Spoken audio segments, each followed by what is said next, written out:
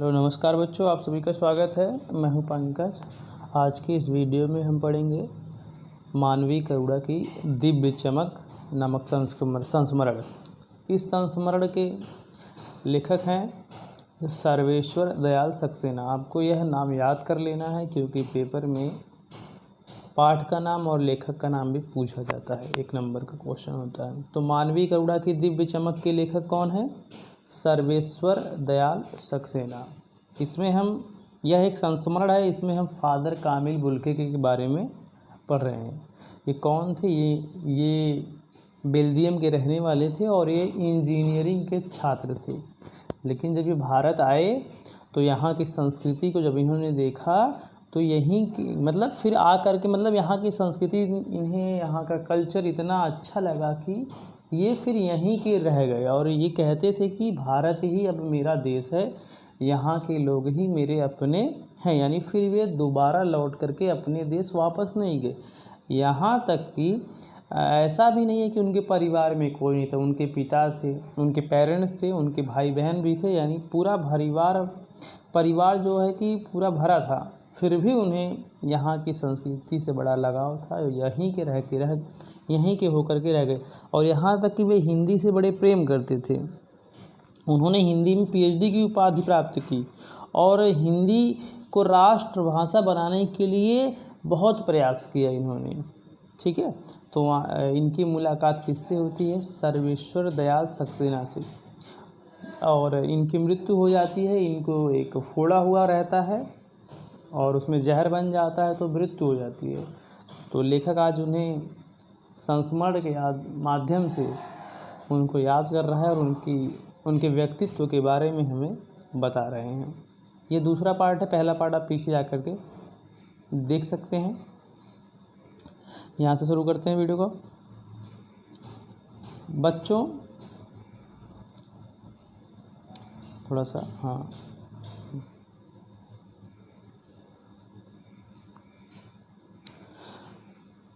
बच्चों पिछले कार्यपत्रक में हमने संस्मरण की विशेषताओं और फादर कामिल बुल्के का संक्षिप्त परिचय प्राप्त किया था।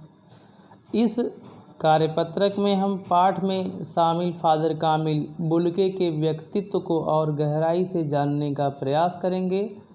पाठ के लेखक और फादर के बीच के संबंधों को, यानी सर्वेश्वर दयाल सक्सेना और फादर के बीच के संबंधों को जानेंगे। स्वयं भी अन्य लोगों के साथ आत्मीय संबंध बनाने के लिए प्रेरित होंगे। दिए गए गद्यांशों यानी गद्य के अंश को ध्यानपूर्वक पढ़िए और पूछे गए प्रश्नों का उत्तर लिखिए। ये आपका है। अब हम पढ़ते हैं इस चैप्टर को। फादर को याद करना एक उदास शांत संगीत को सुनने जैसा है। यहाँ पर सर्वेश्वर दयाल सक्सेना जी कह रहे हैं कि फादर को याद करना एक उदास शांत संगीत को सुनने जैसा है। उनको देखना करुणा के निर्मल जल में स्नान करने जैसा था। यानी उनको देख लो तो व्यक्ति को ऐसा लगता था कि हम किसी करुणा के सागर में गोते लगा रहे हैं। और उनसे बात करना कर्म के संकल्प से भरना था। यानी उनकी बातों से, उनसे बात करने से व्यक्ति के अंदर कर्म की भावना भर जाती थी। मुझे परिमल के वे दिन, परिमल यहाँ पर देखिए इलाहाबाद का एक हिंदी साहित्यिक समूह था। मुझे परिमल के वे दिन याद आते हैं जब हम सब एक पारिवारिक रिश्ते में बंधे जैसे थे। यानी जो वहाँ के जितने भी लेखक थे, साहित्यकार थे, सब में एक परिवार में जैसा संबंध था, जिसके बड़े फादर बुल्के थे। यानी कौन? फादर बुल्के थे। हमारे हंसी मजाक में वे निर्लिप्त शामिल रहते। निर्लिप्त मतलब अच्छी तरह से शामिल होना, अच्छी तरह से शामिल रहते। हमारी गोष्ठियों में, यानी गोष्ठियों का तात्पर्य सभाओं में, वह गंभीर बहस करते। यानी किसी मुद्दे पर गंभीर बहस करते। हमारी रचनाओं पर बेबाक राय और सुझाव देते। और हमारे घरों के किसी भी उत्सव और संस्कार में वह बड़े भाई और पुरोहित जैसे खड़े हो हमें अपने आशीषों से भर देते। मुझे अपना बच्चा, यानी वो अपने परिवार की बातें याद कर रहे हैं और फादर कामिल बुल्के को भी, मुझे अपना बच्चा और फादर का उसके मुख में पहली बार अन्न डालना याद आता है। और नीली आँखों यानी फादर की आँखों, नीली आँखों की चमक में तैरता वात्सल्य, वात्सल्य यानी बच्चों के प्रति जो प्रेम होता है उसे वात्सल्य कहते हैं। मैंने फादर को देखा तो जब वो हमारे यहाँ आए थे और हमारे बच्चे के मुख में पहली बार जब अन्न डाला जाता है तो उन्होंने ही डाला था, वे चीज़ें मुझे याद आती हैं। और साथ ही मैंने उस समय देखा था कि फादर कामिल बुल्के की आँखों में वात्सल्य झलक रहा था, यानी बच्चे के प्रति एक प्रेम दिख रहा था। जैसे किसी ऊंचाई पर देवदार की छाया में खड़े हों, ऐसा लग रहा था कि हम किसी देवदार वृक्ष की छाया में खड़े हुए हैं। यानी यहाँ पर फादर कामिल बुल्के को देवदार वृक्ष के समान बताया है। जिस प्रकार से देवदार वृक्ष बहुत ऊंचा और बृहदाकार होता है और अपने नीचे प्राणियों को अपनी छाया से शीतलता प्रदान करता है, ठीक उसी प्रकार से फादर का भी व्यक्तित्व था। इनकी शरण में जो कोई भी आता था, ये इनके प्रेम से, इनकी सहायता से उन्हें शीतलता प्रदान होती थी। कहाँ से शुरू करें? इलाहाबाद की सड़कों पर फादर की साइकिल चलती दिख रही है। वह मेरे पास आकर रुकती है, मुस्कुराते हुए उतरते हैं। देखिए देखिए, मैंने उसे पढ़ लिया है और मैं कहना चाहता हूँ, उनको क्रोध में कभी नहीं देखा। यानी इन्होंने कह रहे हैं कि मैंने उन्हें कभी भी क्रोध में नहीं देखा है, क्रोध में कभी नहीं देखा। आवेश में देखा है, आवेश यानी जोश में, आवेश में देखा है और ममता तथा प्यार में लबालब छलकता महसूस किया है। अक्सर उन्हें देखकर लगता है बेल्जियम में इंजीनियरिंग के अंतिम वर्ष में पहुंचकर उनके मन में सन्यासी बनने की इच्छा कैसे जाग गई, जबकि घर भरा पूरा था, 2 भाई 1 बहन, माँ पिता सभी थे। यानी ऐसा क्या हुआ कि वे सन्यासी बन गए।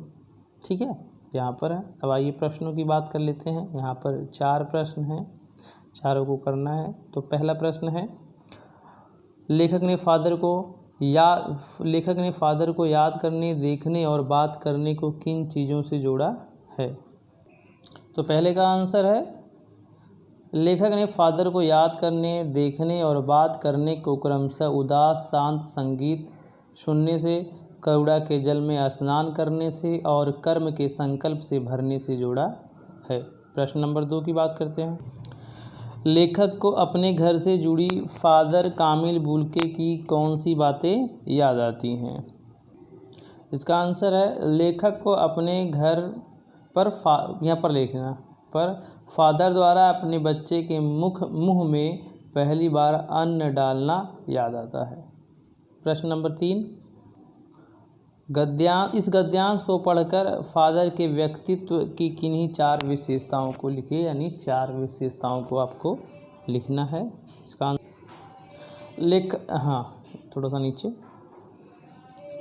फादर के व्यक्तित्व की निम्न विशेषताएं थी। नंबर 1, वे बहुत ही दयालु व्यक्ति थे। नंबर 2, लोगों 2 बार आ गया, एक बार करें, लोगों को अच्छी राय दिया करते थे। यानी कोई भी बात हो, कोई भी समस्या हो तो सभी को अच्छी राय दिया करते थे। हिंदी साहित्य के अच्छे जानकार थे, तीसरा हो गया। और उनका विनम्र स्वभाव वाले व्यक्ति थे। प्रश्न नंबर 4। प्रश्न 4 जो है एक्टिविटी से है। आप भी अपने जीवन से जुड़ी किसी ऐसी घटना या किसी ऐसे व्यक्ति का वर्णन कीजिए जो आपको अभी तक याद हो। यानी आपको ऐसी घटना या ऐसे व्यक्ति के बारे में लिखना है जो आपको अभी तक याद हो। यानी एक तरह से संस्मरण लिखने की बात की जा रही है। यहाँ पर मैंने लिखने की कोशिश की है, आप भी इसे अपने आप से ही लिखिएगा। यहाँ पर मैंने लिखा है, जब मैं तीसरी क्लास में था तो मेरा एक मित्र था जिसका नाम रोहन था। वह बहुत ही अच्छा था। वह मेरी हमेशा सहायता करता था। हम दोनों एक साथ लंच किया करते थे। हम साथ साथ स्कूल आते जाते थे। लेकिन कुछ समय बाद उसके पिताजी का तबादला दूसरे शहर में हो गया।